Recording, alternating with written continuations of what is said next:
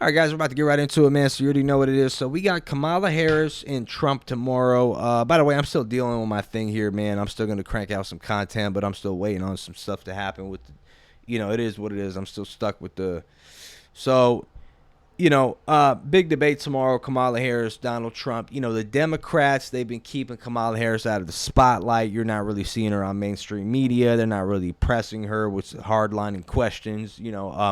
Her campaign events are Meg Thee Stallion twerk competitions, so she's over there doing her thing with that. Now, and I'm not by no means defending Donald Trump. I'm not a Donald Trump supporter, but I've been noticing Kamala Harris haven't really seen her in the spotlight, getting pressed by anyone recently. Just a bunch of her old videos as district attorney and some of the contradictory statements she's made over the years, So Trump and her going at it, I'm assuming Trump's going to come in harder than he did with Biden, because Biden he performed abhorrently, even though Trump didn't really do that good either. He made a couple weird statements that threw everybody off. He called Biden a Palestinian, which is weird. And then he said, then he talked about having a laxed immigration policy and that he will veto a federal ban on abortion. And, people were like, whoa, like, dude, what happened to, why are you, what's all this shifting for? So, Trump didn't really have a great performance either. So he's going to have to come in and actually, really crank it up a notch to cater to his base, or even people who are like, yo, this isn't the Trump from 2016. What's going on here? You know what I mean? So, I predict it's going to be Trump doing a lot of that if they allow him to, and then Kamala, guys, as much as people want to make fun of her, she's not chopped cheese, man. She knows how to convey herself. She could talk. I'm pretty sure she's rehearsing a bunch of stuff that they want her to say. And, ABC is going to be biased towards, her side. Let's just keep it real. So it's going to be an interesting dynamic, So, yeah, we'll analyze that tomorrow. But check this out, man. Dwayne "The Rock" Johnson criticizing, exposing the Democrats for violent rhetoric against Trump. Recently, a lot of people have been getting on The Rock's ass because, he's one of those guys that, he won't call out, the woke culture and things like that. So, I guess he takes a left turn here and just, makes a comment about, let's just play the clip here, man, see what's going on. This is PBD and The Rock. He used to come watch you wrestle all the time, Madison Square Garden. It was great. First time I saw him, I said, let me see the eyebrow. Got it, there it is.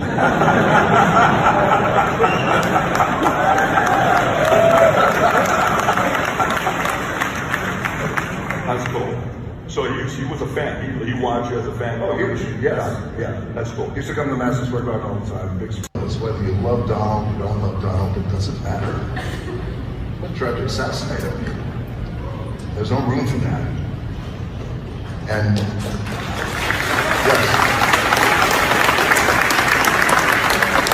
despite it being who we were in that moment, I still believe in my core that is not who we are as a country. So him standing up in that moment, you wanted to see that.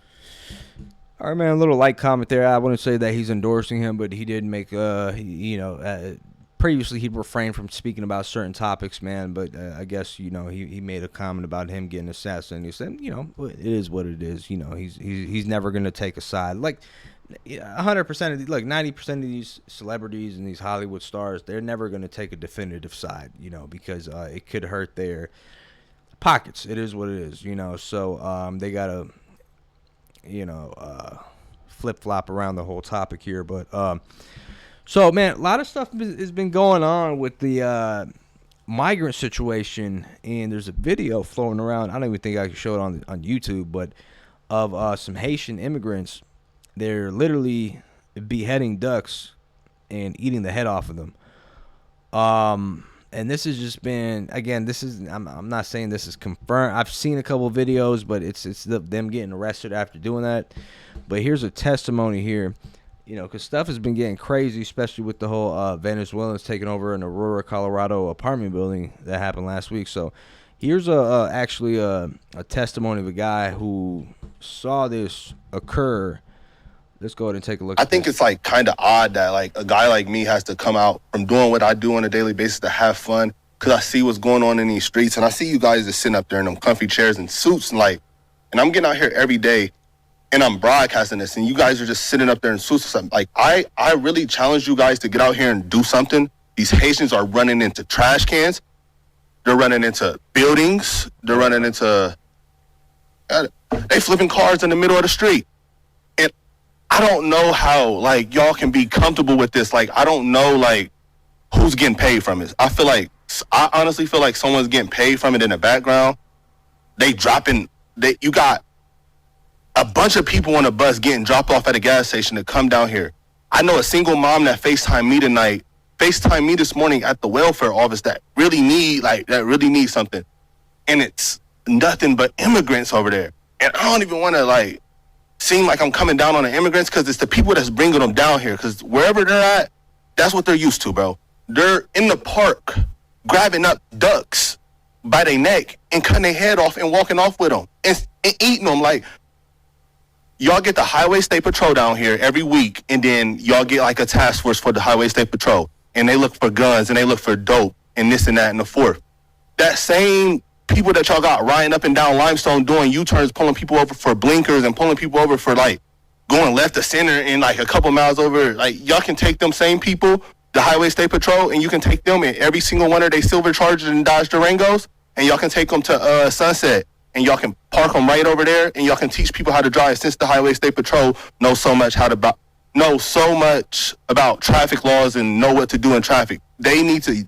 Y'all pay them. They can go over there and teach these Haitians how to drive because it's getting bro. I'm getting thousands of views on these, and it's going to get bigger and it's only going to get worse. And y'all sitting up there in these chairs, all y'all need to get out here and do something. Y'all making hundreds of $1,000s. Y'all need to put on a t-shirt and some Crocs, and then y'all need to come out here in these streets and y'all need to go out here and I'm out here before the police is.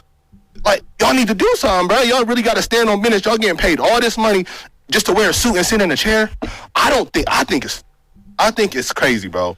We got to do something, bro. It's kids out here getting hurt. Like, only reason I even went on here and said something about it is because somebody told me they walking from the school and a Haitian almost ran into them.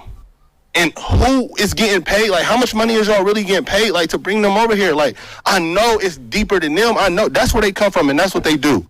That's their country. I don't know what they got going on over there, but they can't do that over here. And if y'all just getting paid from it and then y'all ain't doing nothing about it, I think that's super weird, bro. Y'all got to stand on business. Y'all got to really, like, step up. Like, it's lame, bro. All right, man. So, yeah, man, there's a bunch of stories of this happening. You know, certain things like people would be on the street just cooking up with Rottweilers and stuff like that, and all types of endangered species, like, and they're just barbecuing that in the middle of the street. And I've seen some of these videos, and some of them look pretty legit. I'm not gonna say that.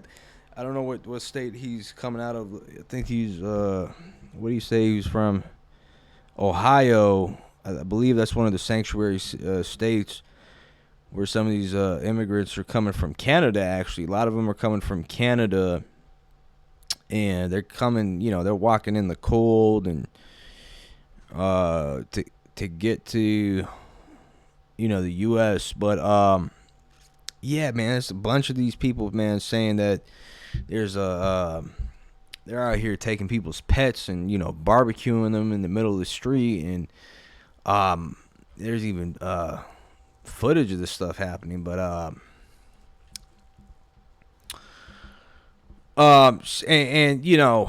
again, you're gonna hear certain people play to that, the fact that the migrants are a minority or colored or whatever the case is. So that a lot of this stuff that's perpetuated is racism. And I'm not confirming any of this stuff, bro. I'm not saying like they're doing all that stuff. I know, like, I haven't personally seen it. I'm on the West Coast. Maybe the Midwest is different. The East Coast, like a lot of these people that are complaining are really coming from like the Midwest, Chicago, and some of these cities. But a lot of these people get on like MSNBC, and they'll start, playing race politics and stuff like that. Well, So let me just let's say get into this. Maxine Waters' statement That here. Haitians have been the victims of, not only our country, but Canada and France for years, historically. They're black, they're poor. It's the poorest country in the hemisphere. They have been exploited, and it continues all the time. They are not, it does not appear that they are seen in the same way that they see others. Haitians have been the victims because they were the first country to fight off, the repression of France. And of course, France have made them pay a big price for it. Yes, I think they're treated differently because they're black, because they are Haitians, and because traditionally they have not been treated as human beings. Look, I agree with what she's saying. Like, a lot of people will sit there and be like, "Oh man, how they always have these negative stereotypes. They want to say all this negative stuff about the migrants coming over, and a lot of it has to do with them not being used to, allowing, or them not, seeing it as economically plausible to allow all these migrants to come in, and a lot of them are getting jobs, and getting, even sometimes, I've heard stories where they get, debit cards issued to them and stuff like that, and benefits and stuff. Look, what she's saying is completely true, because destabilization of all these countries, what it does is it creates a refugee problem, right? And a lot of these refugees have nowhere to go, so they end up coming to Europe and the U.S. So a lot of our foreign policies are creating, situations in which, people from those countries that have been affected by war, famine, poverty, are forced to flee, and they're even encouraged to flee sometimes in order to, have a sustainable life, and it has to do with, wars. Like, for example, Middle East is a big example right there. You have, like, for example, the Afghanistan war, the Iraq war. How many refugees does the Syrian war create, right? And all these Afghani refugees and these people that have had to flee simply because of just the, it's literally they're living in a hellhole. Who wouldn't, if given the opportunity? So again, man, it all goes full circle. I'm not gonna sit here and point the finger at the migrants. It's not their fault. It's not, it's the policies that are being implemented, right? And again, man, this isn't just a one-trick pony, man. There's a lot of people that are behind a lot of what goes on with this type of stuff. So let's not point the fingers, and let's try to figure out how we could get all this fixed, man. So Donald Trump meets with again, I saw him twice with this guy, Anuel, with Donald Trump at Mar-a-Lago.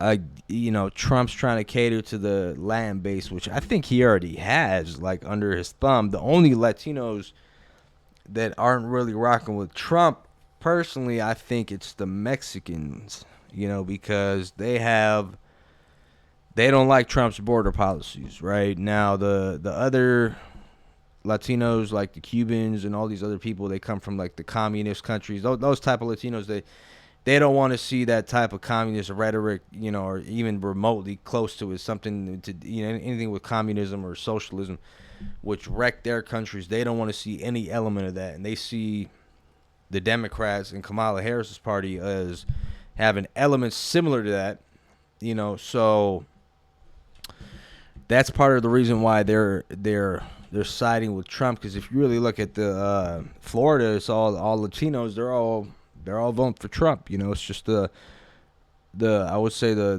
Latinos coming from Central America, Mexico, those places, they're not messing with Trump's border policies. Let's take a look at this video right here. Serious looking vehicle from my friend over here from Puerto Rico.